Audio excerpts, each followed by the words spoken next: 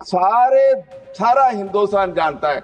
1960 और 1970 के दशक में मैडम, तब तो यूनाइटेड पंजाब था, आपको सारा पता है। हिंदुस्तान को बैगिंग बाउल कहते थे कि कटोरा लेके दूसरे मुल्कों में गेहूं और चावल लेने जाते हैं। वहां के किसान को कहा गया कि तू भाई वीट और राइस पैदा कर। उन्होंने मेहनत करके हिंदुस्तान को सक्षम बनाया, आज एक्सपोर्ट करते हैं। और अब उनकी हालत क्या है? केंद्र सरकार उनको एमएसपी देने को तैयार नहीं है। हरियाणा सरकार सड़कें रोक के बैठी है, हमारी इंडस्ट्री का भट्ठा बिठा दिया। अब ये ऐसे होता है और केंद्र सरकार चुपचाप बैठी है। मेरी बेनती है सभापति जी आपके माध्यम से कि हरियाणा सरकार को कहा जाए कि वो ब्लॉकेड हटाए, क्योंकि उसकी वजह से हमारी इंडस्ट्री वहां से छोड़ के जा रही है सारे पंजाब से। वो कह रहे हैं कि भाई ना कच्चा माल आता है, ना आप सामान भेज सकते हो, तो पंजाब में रह के क्या करना है।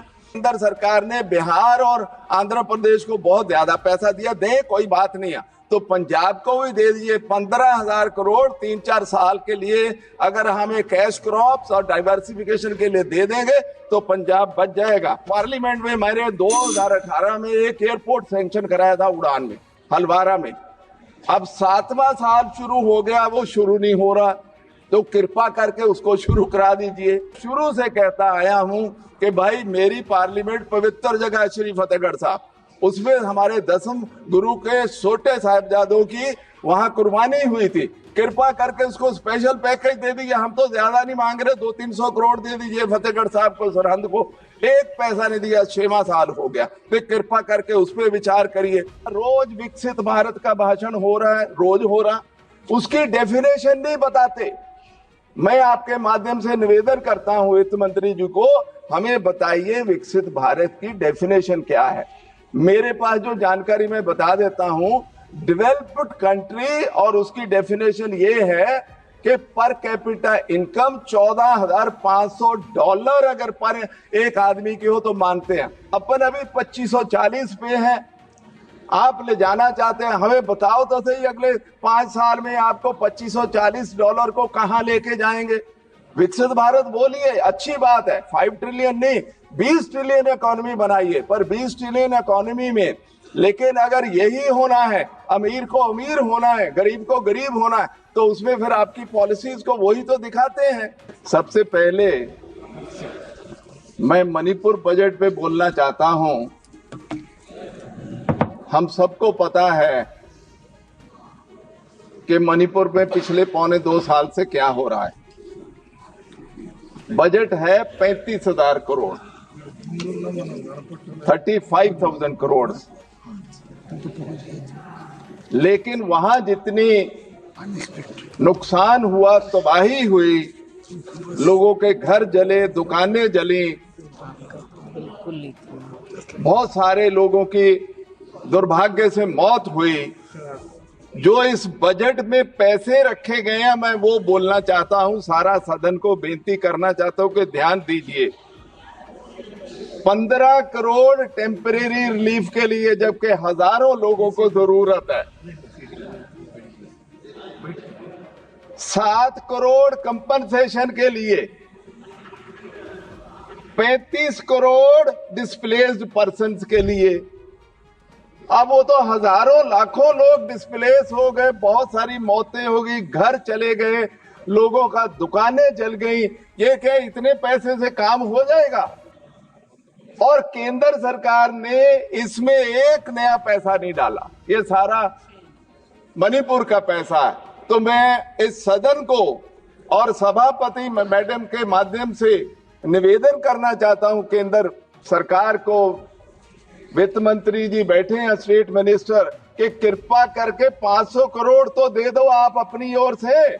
आपने बिहार और आंध्र को तो बहुत दे दिया, ये स्टेट बहुत तकलीफ में है। इसमें मैं अपनी मणिपुर में बात कह के मैं इतनी मांग करके खत्म करता हूं। नो, अब मैं आता हूं सप्लीमेंट्री बजट पे। सरकार का हक है कि सप्लीमेंट्री बजट ला सकता है, लेकिन 1,23,000 करोड़ का सप्लीमेंट्री बजट है। जब नया बजट पेश हो चुका है, तो मैं केंद्र सरकार को इतना ही पूछना चाहता हूं कि बताइए कि सारा साल निकल गया, बजट एस्टिमेट होते हैं, रिवाइज एस्टिमेट होते हैं, बहुत कुछ देखते हैं, आपको 1.25 करोड़ रुपए अब ये फरवरी मार्च में याद आया? सारा साल क्या प्लानिंग थी आपकी? आपके सारे डिपार्टमेंट ये क्यों नहीं कर पाए इतना बड़ा अमाउंट? चाहे आपका मेजॉरिटी अब ले लेंगे, लेकिन ये आपकी कार्य प्रणाली पे प्रश्न चलाता है कि आपने सारा साल सारे आपके जितने डिपार्टमेंट के लिए मांग रहे हैं, वो लिस्ट मेरे पास है, बहुत लंबी चौड़ी है, लेकिन इसका मतलब उसको नहीं देखा। और इसको सीरियसली देखना चाहिए कि आखिरी वक्त पे लाख लाख 2-2 लाख करोड़ ना मांगे जाए। अब सवाल आता है, क्योंकि ये बजट सेशन है, अभी फाइनेंस बिल पेश होना है, सप्लीमेंट्री है, तो आर्थिक नीति की बात तो होगी। और मैं सभापति जी आपको आपके माध्यम से सरकार को निवेदन करना चाहता हूं कि ये जो सरकार, इनका 11वां साल चल रहा है पावर में कंटिन्यूस, ये वो सरकार है जिन्होंने हिंदुस्तान में ना बराबरी इतिहास बना दिया, ना बराबरी का, इनइक्वालिटी का। 1947 से लेके हिंदुस्तान में इतनी ना बराबरी नहीं थी किसी चीज में भी। गरीब गरीब हो रहा, अमीर अमीर हो रहा है, और 1.6% पॉपुलेशन जो है वो टैक्स सारे कारपोरेट को मिला के ज्यादा दे रही है। ये सरकार की कार्यप्रणाली है, इनको जवाब देना चाहिए। आपके माध्यम से मांगता हूं कि 1.6% पॉपुलेशन सारे कारपोरेट से टैक्स क्यों ज्यादा दे रही है? आप ऐसा व्यवस्था क्या बना रहे हैं कि जिसमें इतनी ना बराबरी हो रही है? अच्छा, इनके राज में इतने डॉलर बिलियनर जुड़े हैं कि कमाल हो गई है, लेकिन पर कैपिटा इनकम में हमारा 141वां नंबर है। अमीर तो अमीर हो गया, लेकिन जब देखते हैं कि भाई आम आदमी की इनकम का क्या है, तो $2500 है, $2540, $2540 पर इनका इंटरनेशनल लेवल पे। हम 141वां नंबर है हमारा 197 मुल्कों में। तो भाई क्या कर रहे हो? मुल्क को किधर ले जा रहे हो, ये जरा हमें बताइए।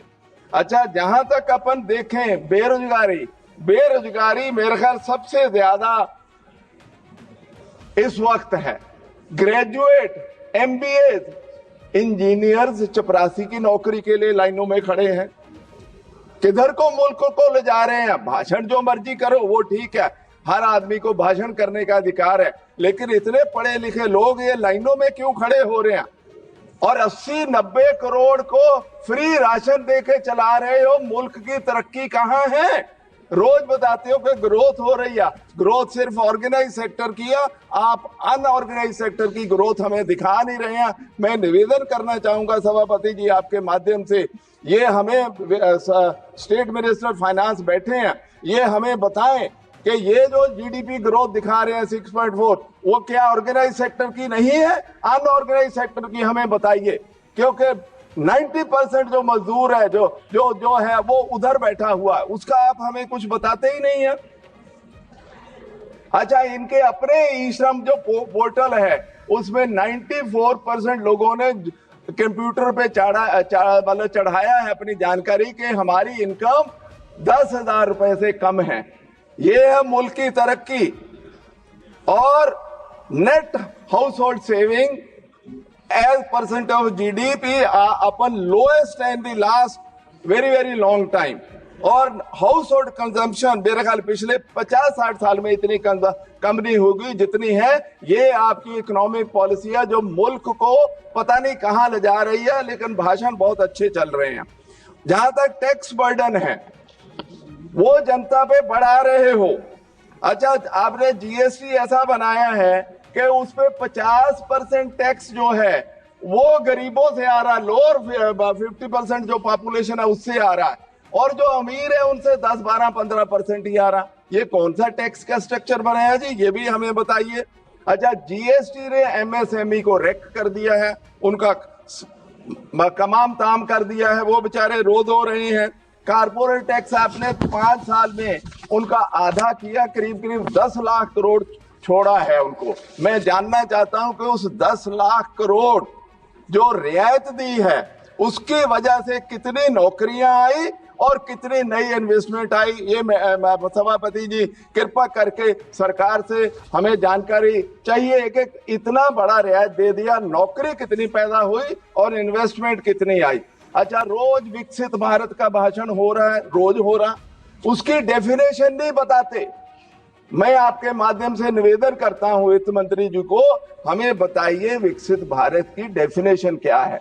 मेरे पास जो जानकारी मैं बता देता हूं, डेवलप्ड कंट्री और उसकी डेफिनेशन ये है कि पर कैपिटा इनकम $14,500 अगर पर एक आदमी की हो तो मानते हैं। अपन अभी 2540 पे है, आप ले जाना चाहते हैं, हमें बताओ तो सही अगले 5 साल में आपको $2540 को कहां लेके जाएंगे। विकसित भारत बोलिए, अच्छी बात है, 5 ट्रिलियन नहीं 20 ट्रिलियन इकोनॉमी बनाइए, पर 20 ट्रिलियन इकोनॉमी में लेकिन अगर यही होना है, अमीर को अमीर होना है, गरीब को गरीब होना है, तो उसमें फिर आपकी पॉलिसीज को वही तो दिखाते हैं कि आप अपना इनकम टैक्स रिलीफ आपने दिया जी 12 लाख का। मैं उसकी कहानी सुनाना चाहता हूं, बहुत इंटरेस्टिंग है। कहा कि हमने मिडिल क्लास को बहुत बड़ा बोनांजा दे दिया। आपकी अपनी वेबसाइट पे वित्त मंत्री जी, आपकी 23-24 के इनकम टैक्स की वेबसाइट पे है कि 7.54 करोड़ लोगों ने टैक्स का रिटर्न भरा, 7.5 करोड़ ने, और 5.89 करोड़ मतलब 5.89 करोड़ ने लेस देन, क्योंकि वो 7 लाख से नीचे थे तो उन्होंने 0 टैक्स दिया। तो 12 लाख एग्जेम्पशन के लिए आपको अब जो इंडिविजुअल्स जो जिनको टैक्स नहीं देना पड़ेगा वो 6.77 करोड़ है, मतलब 88 लाख है जिनको फायदा दिया, और 35 से 40 करोड़ है जो मिडिल क्लास है। आपने अखबारों में छुपा दिया, सारी मिडिल क्लास को दे दिया, लेस देन 1 करोड़ लोगों को आपने फायदा दिया। मैं जानना चाहता हूं कि आप ऐसा गुमराह क्यों करते हैं लोगों को। अच्छा, जहां तक स्टेटों की हालत है, स्टेटों को जीएसटी में आपने ले लिया, मना के ले आए, उन्होंने 48% अपने टैक्स छोड़े, आपने 22% छोड़े, आपने अपना 22% तो सेस और सरचार्ज लगा के 20% पूरा कर लिया, और उनको आप इनकम टैक्स रिबेट दे दिया, कारपोरेट टैक्स रिबेट दिया, डिविजिबल पूल कम हो गया, उनका शेयर कम हो गया।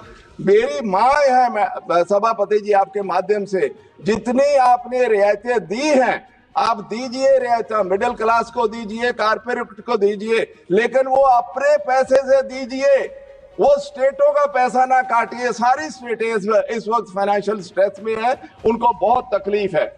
और मैं तीसरी अगली बात ये भी कहना चाहता हूं, सारे सोशल सेक्टर डिपार्टमेंट्स का आपने बजट कम किया। आप कंपेयर करिए पिछले 2-3 साल से, वेजेस आप बढ़ा नहीं रहे, नरेगा वेज आप बढ़ा नहीं रहे, पेट्रोल डीजल पे सेस और टैक्स कम नहीं कर रहे, तो लोग बेचारे कहां जाएंगे। अच्छा, बाकी तो बात छोड़िए, एमपी लैंड का पैसा क्यों नहीं बढ़ाते जी, वो तो हम सबका है। एमपी लैंड का तो ये बहुत साल पहले 5 करोड़ हुआ था, उसको 10-15 करोड़ प्रधानमंत्री जी बड़ा दिल दिखाइए, जरा दे दीजिए। अच्छा, यो 25 करोड़ करिए। अच्छा, जो अमेरिका हमें थ्रेटन कर रहा है उसमें थोड़ा हमें बता तो दो कि टैरिफ पे हमारी पॉलिसी क्या है। जब वित्त मंत्री जी जवाब दे तो वो बता दे। मैं 2 मिनट मैडम सभापति जी पंजाब के इश्यूज, क्योंकि मैं वहां से आता हूं, उसकी बात करना चाहता हूं। सारा हिंदुस्तान जानता है 1960 और 1970 के दशक में मैडम, तब तो यूनाइटेड पंजाब था, आपको सारा पता है। हिंदुस्तान को बैगिंग बाउल कहते थे कि कटोरा लेके दूसरे मुल्कों में गेहूं और चावल लेने जाते हैं। वहां के किसान को कहा गया कि तू भाई वीट और राइस पैदा कर। उन्होंने मेहनत करके हिंदुस्तान को सक्षम बनाया, आज एक्सपोर्ट करते हैं। और अब उनकी हालत क्या है, केंद्र सरकार उनको एमएसपी देने को तैयार नहीं है, हरियाणा सरकार सड़कें रोक के बैठी है, हमारी इंडस्ट्री का भट्ठा बिठा दिया। अब ये ऐसे होता है और केंद्र सरकार चुपचाप बैठी है। मेरी बेनती है सभापति जी आपके माध्यम से कि हरियाणा सरकार को कहा जाए कि वो ब्लॉकेड हटाए, क्योंकि उसकी वजह से हमारी इंडस्ट्री वहां से छोड़ के जा रही है सारे पंजाब से। वो कह रहे हैं कि भाई ना कच्चा माल आता है, ना आप सामान भेज सकते हो, तो पंजाब में रह के क्या करना है। और मेरी मांग है कि हमारा अंडरग्राउंड वाटर बहुत डैमेज हुआ है, कृपा करके डाइवर्सिफिकेशन के लिए केंद्र सरकार हमें एक स्पेशल पैकेज दे दे। और मैं बहुत मिनिमम अमाउंट मांगता हूं। आप एक केंद्र सरकार ने बिहार और आंध्र प्रदेश को बहुत ज्यादा पैसा दिया, दे कोई बात नहीं है, तो पंजाब को भी दे दीजिए 15,000 करोड़ 3-4 साल के लिए। अगर हमें कैश क्रॉप्स और डाइवर्सिफिकेशन के लिए दे देंगे तो पंजाब बच जाएगा। और नरेगा की वहां वेजेस बढ़ाइए। मेरी कंस्टिट्यूएंसी में मैडम, एक तो ये रोड जो ब्लॉक हुई है हरियाणा में, उसके लिए बहुत डैमेज हो रहा, मैं उसकी करूंगा। दूसरा, जीएसटी की वजह से मंडी, गोविंदगढ़, खन्ना, दोराहा, सानेवाड़, मेरी सारी कंस्टिट्यूएंसी की इंडस्ट्री को प्रॉब्लम में है। मंत्री जी बैठे हैं, चौधरी साहब, कृपा करके उनका आप अपनी टीम भेज दीजिए मंत्री जी, कोई मुझे तकलीफ नहीं है, और उनकी आवाज सुनिए कि उनको जीएसटी से क्या तकलीफ है, उसको सॉर्ट आउट कर दीजिए। अच्छा, फिर आपने केंद्र सरकार ने उनको फोर्स किया, जितने स्टील मिल्स हैं, कि आप भाई कोल जो लेते हो, कोयले से चलाते हो मिल और रोलिंग मिल, वो बंद करो, गैस पे आओ। वो गैस पे चले गए। अब गैस के प्राइसेस इतने हाई हो गए हैं कि उनकी इंडस्ट्री नॉन वाइबल हो गई, वो बंद कर रहे हैं। तो मंत्री जी कृपा करके वो इंडस्ट्री का करिए, नहीं तो सारी स्टील इंडस्ट्री बंद हो जाएगी। मेरे पार्लियामेंट में मैंने 2018 में एक एयरपोर्ट सैंक्शन कराया था उड़ान में, हलवारा में। अब 7वां साल शुरू हो गया, वो शुरू नहीं हो रहा, तो कृपा करके उसको शुरू करा दीजिए। मैंने एक रेलवे का ओवरब्रिज कराया था दोराहा में, वो नहीं अभी शुरू हो रहा। मैं शुरू से कहता आया हूं कि भाई मेरी पार्लियामेंट पवित्र जगह श्री फतेहगढ़ साहब, उसमें हमारे 10वें गुरु के छोटे साहिबजादों की वहां कुर्बानी हुई थी। कृपा करके उसको स्पेशल पैकेज दे दीजिए। हम तो ज्यादा नहीं मांग रहे, 200-300 करोड़ दे दीजिए फतेहगढ़ साहब को, सरहंद को। एक पैसा नहीं दिया, 6वां साल हो गया, तो कृपा करके उस पर विचार करिए। और नेशनल हाईवे नंबर 1 है। सभापति जी, आप तो वहीं से आते हैं, ये सबसे पहले नेशनल हाईवे बना था दिल्ली से अमृतसर। इस वक्त सबसे खराब नेशनल हाईवे वो है, जगह जगह ट्रैफिक जैम है, सड़क टूटी हुई है, साइड रोड नहीं है, अंडर ब्रिज नहीं है। अच्छा, टाउन बड़े हो गए हैं, मंडी, गोविंदगढ़, खन्ना, उनको नीचे से निकले की जगह नहीं है, तो कृपा करके उस पर भी कार्रवाई की जाए। बहुत बहुत धन्यवाद। धन्यवाद।